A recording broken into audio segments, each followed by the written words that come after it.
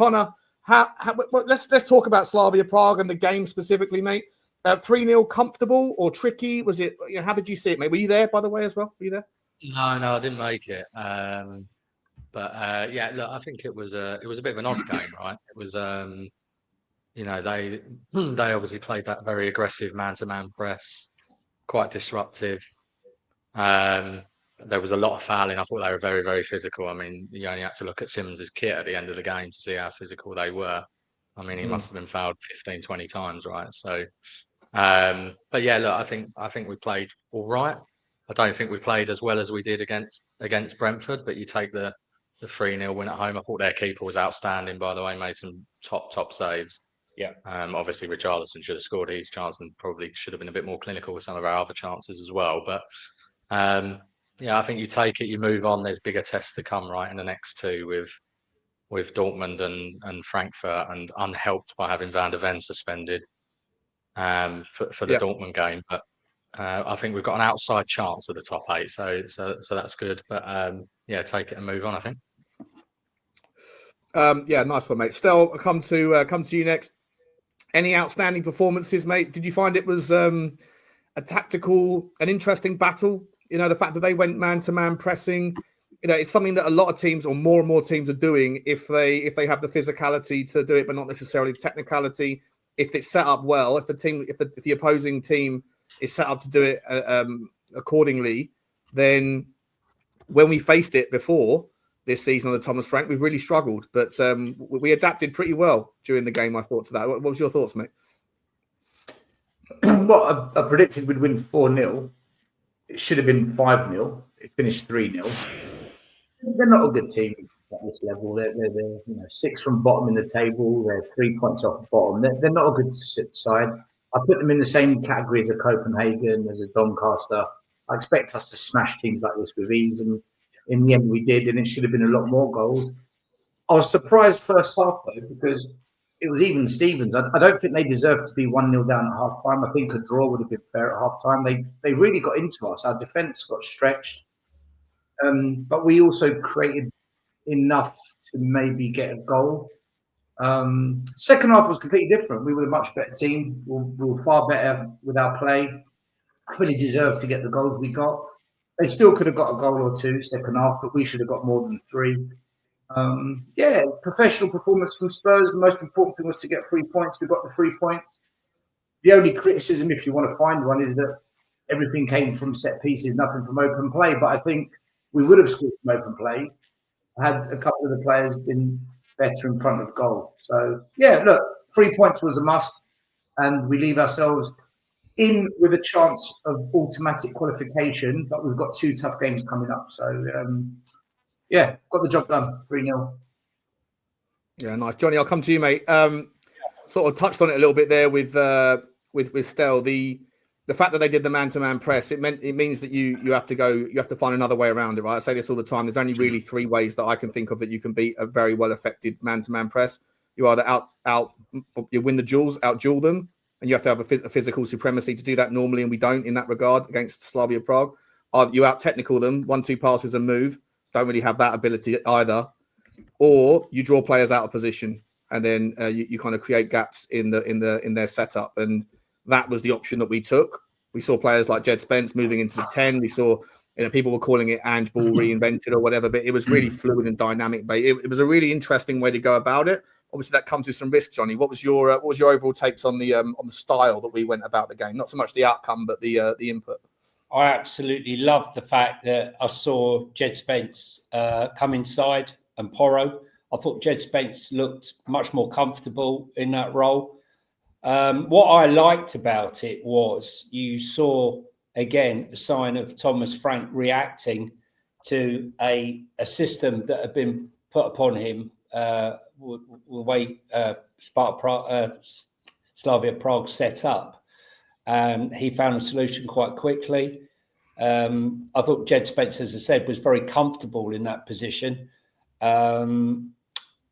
What I would say is, whilst I was very happy with a lot of things that went on in that game, what I wasn't very happy with is the fact that they probably had 5 opportunities to to break through our lines. And had they had someone who could hit a shot and follow through, they would have actually have killed us. They definitely would have scored. And I think we basically got away with one. As far as chances are concerned, I think that Odeberg created one in the first half for Richie. Goalkeeper dived the wrong way and it hit him. Yeah. Second half, Odeberg got one in for hang on, is that the bunnies? They finally arrived, are they, Johnny? Do you want to go and get the door? Do you want to get the door? I can come to Lubo and come back to you if you want. Yeah. You need to explain to the audience what the bunnies are, Sean. They might not know. For those of you listening back on podcast, Johnny rocks up to the show from Holly Pops wearing a dressing gown, and he looks a bit like Hugh Hefner. And hopefully the Playboy bunnies are going to be just joining us for the rest of the evening.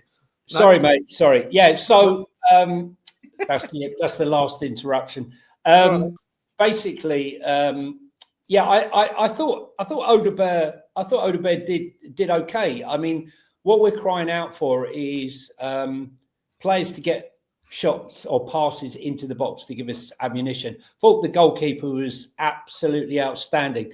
How is it we got him and we got Kinski and not him? Because I'll tell you what, if He's 29, isn't he? I don't care. How old's Vicario? They're from the same club, aren't they? They're from the same club. Yeah, they're both. They're from the same club, aren't they? Yeah, look, he's the national keeper for Czech Republic, I think. I was very impressed with him. Yeah, he was a standout for me, for them, and I thought Kudos had a really good game. The thing is, I think sometimes some of the players like Richarlison and Mawani I think the focus is very much on not scoring goals. But for me, I think the work that they're putting in up front and taking players away and creating the space, and they're doing that quite effectively, the two of them together when they're playing up front. And what that's enabling for me, this is my opinion, that's creating space for Xavi and Kudos to exploit. Long may it continue, but I think we look probably the most effective we have been up front, the way things are. For me though, I think with that front four. Yeah, at the moment, yeah. Odeberg instead of Mawani or Mawani? No, Mawani. In general, I'm happy with Odeberg to play as well, but I think with Mawani there. But I would say if we were playing that game last season, we wouldn't have had an answer to that situation because we only had one system. And the system we played on Tuesday night was pretty much the system. But that's probably the only game we would have had an answer for last season. My point here, Sean, is when you only have one system, there's people bemoan the fact that Thomas Frank changes his systems, right? You have to be flexible. In Europe, there's lots of different systems out there. I mean, we saw Bodo Glimt last night get a draw away at Borussia Dortmund. No one predicted that. They had a style of play that Borussia Dortmund couldn't quite handle. You have to be adaptable. And I think in Europe, that's an asset that we probably will see, pay off in some respects. I mean, the first game against PSG pre-season, we set up different to how we normally set up. Anyway, I was happy with it, but with some trepidation that if we were playing Nottingham Forest or Liverpool, giving that space away, we would have been punished. Johnny, did Mawani score? That's what I just said, mate. You're focusing on the fact, did he score, right? Oh no, because I just. No. What I'm saying to you, I know what you're saying. Stel, I know Stel, what you're saying, you've got to be mate. very careful tonight, mate. You've got to be very careful, bro, because there's a cooking coming your way later on. So careful. There's no cooking. There's no cooking. Oh no! Oh no, there is. Listen to what I'm saying to you, right? Listen to what I'm saying to you, Stel, because what I'm saying to you is the hard work that Richarlison and Mawani do up front are creating the space for Xavi and Kudos to exploit, and they're doing it very, very well. Long may it continue. So we brought Mawani to the club to play in the 9 to free up space for Kudos to play. I'm just saying that's one aspect of the game. I didn't say that's their only role. We didn't necessarily bring in Mawani to play in the 9. Mawani played as many minutes in his career as a right winger or left winger as he has as a 9. Predominantly a centre forward, predominantly. But he I thought he came in to score goals because Slanky was injured. I thought he came in to score goals. Mate, you have to have more than one. Is that all you want? Is one guy who's just in the 6-yard box, or do you want a guy that can stretch a team, create? I'm just saying the guy doesn't score goals, and when I said it for many weeks, people call, not you per se, more Sean. This is directed to Sean more than anyone else. Wait. What did I say? Well, you defended. You're the one that brought up that WhatsApp screenshot of me when I said he's shit in front of goal. No. You said he was. You said he's shit. That's what you said. He's shit. But you cherry picked the part of the chat that was the first. I can get it up, mate. That was the first thing that you said. Everything else came afterwards. Yeah, every week I say get the rest of it up, and you never do. He doesn't. I will do. But I like him as a player, by the way. I do like him. I'm just saying.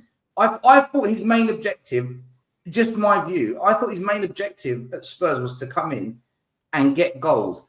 He had a purple patch against his ex-club because he had a point to prove against PSG. Other than that, what's he done? He hasn't scored any goals. He doesn't score. Well, but he's created a lot. I'm just saying he doesn't score goals. He created. Was he not? He has still only played about 500, 600 minutes as well, hasn't he? I mean, yeah, but that's if you've got an agenda, you've got to fill it, right? Yeah, I don't have an agenda. I'm just backing up. I'm just backing up the things that I said for many, many weeks. Would Xavi Simons' penalty have happened had it not been for Mawani? That's good. But Mawani still hasn't scored a goal, Sean. That's the point. He hasn't scored a goal. He's not scoring. But if he's doing the Lord's work for everybody else, like Richarlison scored 25 goals in his last 18 games, how many of them did he create by himself? A couple of worldies. The rest of them, he's feeding off of everybody else's work. Last season, Brendan Johnson fed off of the Lord's work of Dominic Solanke. If Mawani is contributing in other ways, not necessarily always reflected in the final touch or the touch before the touch, but in the build-up play, isn't that still something to you have? Maybe you have to zoom out and have a peripheral vision. I don't know. Then why is he playing the number 9? But he was playing. It's a fluid front four. It's a fluid front four. He plays down the left. I thought a number 9 for any club is to get goals. But it's a fluid front four. They interchange like it's Come on, Stel. He drifted out to the left, right? They swapped places. Richie went through the middle. Mawani went out the left. He sacrificed himself. What happens is Mawani, as you well know, right? I know you're just jesting. He's had the ability. He's not good in front of goal. Johnny, let him work. Let him cook. It's fine. It's great. It's great. No. Sean's clearly got a video set up. Right. This clearly Connor, Lubo, all of you are in this. So just try and stitch me up now, whatever you've got planned, and I'll defend it. I know. I'll be. Here we go. Something's cooking. Lubo, let me bring you in, mate. This time. Lubo, let me bring you in. What did you think? What do you think about the game, Lubo? What do you think about the game? Listen, the fact that we followed up Newcastle with a couple of wins that you would expect us to get, but it's all confidence building. We're all smiling, we're all laughing today. Happy days. We've had a very good 10 days since Fulham. What did I think on Tuesday night? I thought we were by far the better team. Blinding own goal. That flick on from Romero, their centre back. He bullet headed that. Superb header if you're a centre forward, isn't it? You look at that. And listen, we were the better team against a better team on the day. We do concede 1 or 2 goals, but I thought even if they were scored one, we could have stepped up a gear. I don't think we ever got. We sort of flipped between second and third gear. In the end, it took a gorgeous pass. Can't remember who it was, but into Porro's path for the penalty, and that made it 2-0. Someone called Gray, I think, and the game was over after that. So we move on. About Archie Gray, mate? Does Archie Gray deserve some flowers? An MBE. Well, it was interesting. It was interesting. It was interesting that Frank was talking about the covering that he was doing. It wasn't just you had both fullbacks sort of moving in field, and he sort of dropped into the back, dropped in with Mickey and Cutie half the time. But listen, they all had it was a decent game, decent result. Dortmund's the key, I think. I fancy us to go to Frankfurt and win. I really do. Dortmund won't be easy, particularly with Van der Ven missing. And whether for me, if we win the 2 games, I do think we make the last 8. Lubo, just on Gray. Easier said than done, though. Lubo, just on Gray, because I'm like you, I'm a big fan of his, but I was concerned in that first half that they played through Gray a little bit too easy in that first half. And they had their chances in that first half, and Gray he did much better in the first part of the second. But I just wondered what you thought about that. Second half was much better, but you can't let your man go. I thought that he plays better with Bentancur than Polinia. I think there's a better balance. There was a better balance Saturday than there was yesterday. Yeah, Paulinia dropped into as a centre back at times. It was an okay performance Tuesday night. Yeah, I think it's not anything to sort of go potty over. I was more, to be honest with you, I was more enthused with the draw at Newcastle than the 2 wins. I thought it was a super result to go up there and on the back of 3 defeats, conceding 11 goals and go and get a 2-2 draw up there. And that could have been even better, but for the referee and that, or VAR, should I say.